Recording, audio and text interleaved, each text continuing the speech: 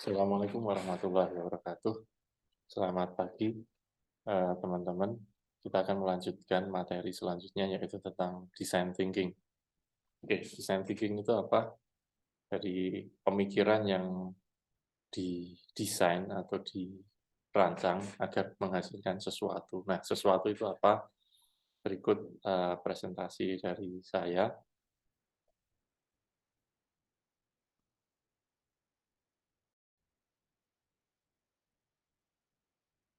Oke, berikut adalah eh, sedikit teori dari saya.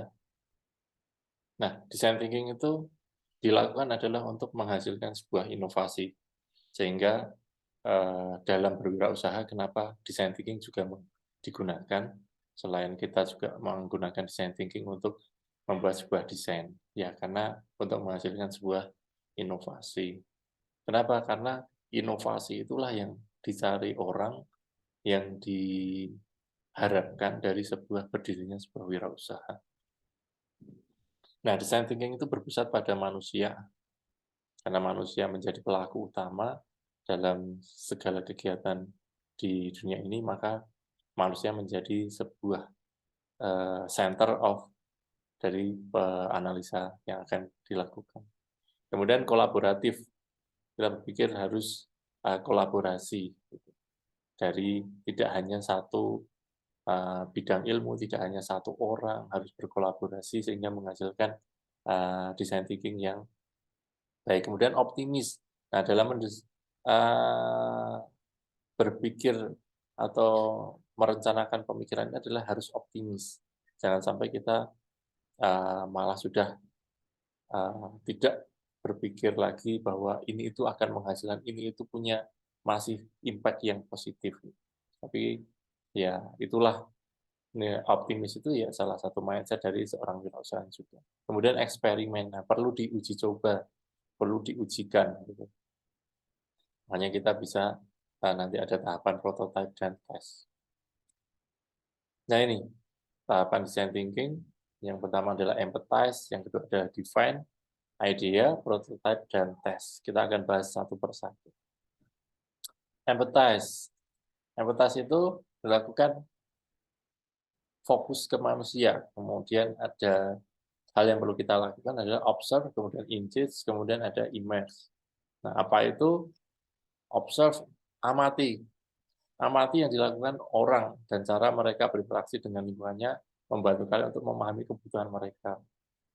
Dulu mungkin contohnya adalah Gojek, yang kasusnya adalah banyak orang yang membutuhkan pengantar atau tukang ojek yang jelas gitu, arahnya jelas, kemudian tarifnya jelas, tidak ada yang ditutupi, transparan dan sebagainya, diselesaikan. Gitu. Kemudian engage, terlibat dengan orang secara langsung. Nah, kalian harus nanti terjun langsung untuk tahu seberapa jauh sih problem atau solusi yang kalian tawarkan itu nanti seberapa match atau seberapa cocok. Gitu. Kita pun dapat mengerti pandangan user melalui cerita dan hal yang mereka lakukan. Tapi sangat disarankan adalah kita bisa terlibat langsung. Kemudian immerse, yaitu rasakan langsung. Ini adalah melibatkan dengan user, penting. Ya, kenapa? Karena kalian akan bisa mempunyai pengalaman yang sama, sehingga kalian mempunyai sudut pandang dari sisi user juga. Kemudian kenapa perlu melakukan empati?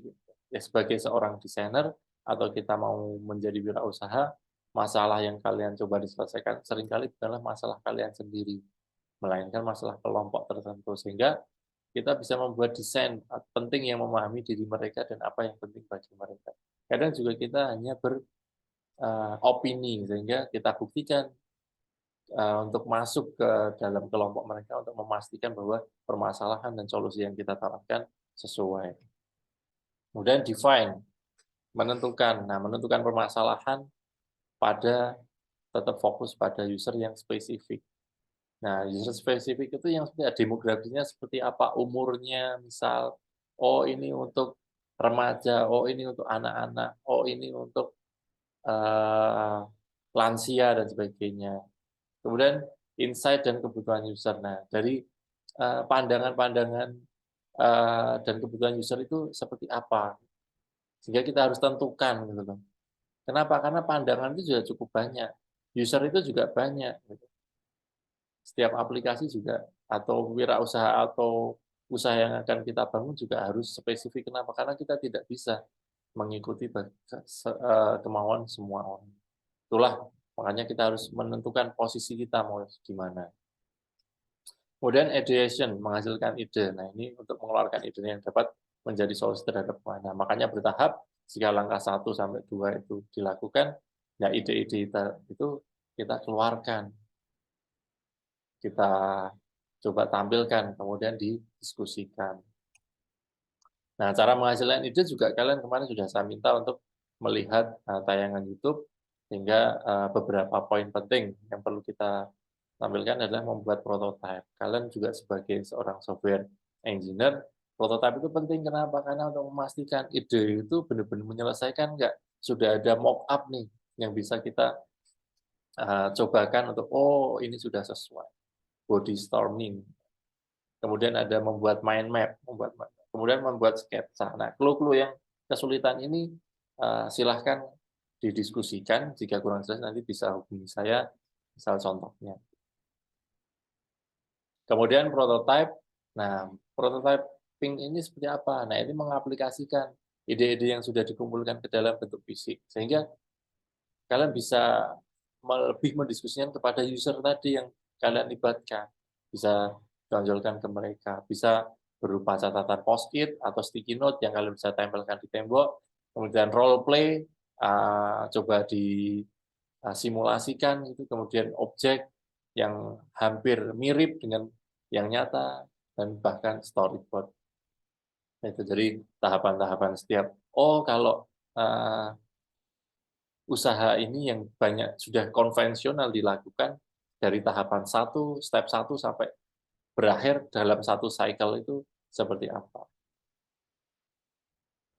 Kemudian diuji coba. Nah, langkah terakhirnya adalah peluang untuk memperbaiki solusi kalian. Karena apa? Karena ini pun juga harus dilakukan repetition atau berulang-ulang. Kenapa? Untuk mendapatkan hasil yang terbaik. Jangan kalian selalu yakin bahwa ide yang kalian keluarkan hanya dari satu kali mencoba itu sudah mendapatkan hasil yang terbaik. Kenapa diulang? Karena jangan-jangan kalian nanti mempunyai satu pandangan yang miss atau terlupakan. Nah, itu bisa dilakukan perbaikan. Nah, bisa memperbaiki prototipe dan solusi, kemudian mempelajari user yang lebih dalam. Oh, ternyata user itu masih, ini loh, saya itu masih belum dapat solusi terkait permasalahan ini. Nah, kalian bisa memperbaikinya. Kemudian catatan, nah ini berurutan. Tidak harus berurutan, tapi dapat dilakukan secara simultan dan dapat diulang. Nah, simultan itu seperti apa? Ya kalau kalian mampu, sudah terbiasa menggunakan metode design thinking, secara simultan ini sudah tidak masalah. Tapi kalau baru pertama kali, coba kalian bisa diawali dengan yang berurutan.